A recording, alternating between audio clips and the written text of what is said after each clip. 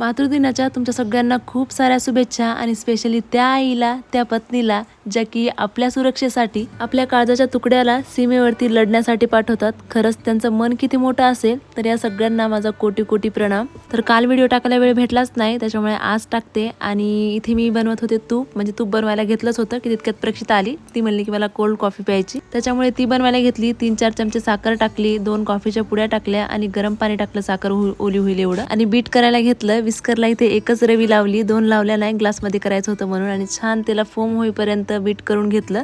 आणि बघू शकता तुम्ही टेक्स्चर किती छान आले कॉफीला। थंड गाराचं दूध टाकलं आणि तिला प्यायला दिली। आवडली तिला सुद्धा खूप जास्त कॉफी। त्याच्यानंतर मग हे राहिलेलं काम जे आहे ते कंप्लीट करायला घेतलं। 1.5 लिटर दुधाचा वरवा आहे, त्याच्यावरती बरीच साय निघते आणि 8-10 दिवसाला तरी तूप बनवायला घ्यावं लागतं। अर्धा किलोच्या वरी 1.25 किलो तरी तूप निघतं। तर छान खमंग असं तूप बनवून तयार होतं। त्याच्यानंतर सायंकाळची वेळ झाली होती, देवाला दिवा अगरबत्ती केली आणि प्रक्षिताचं बघा कोण्या पण टायमाला खेळभांडे काढत बसते ती, आणि सेम माझ्यासारखं सगळ्या गोष्टी करायला बघते। तर आजचा व्हिडिओ एवढाच, भेटूयात नेक्स्ट व्हिडिओमध्ये, बाय।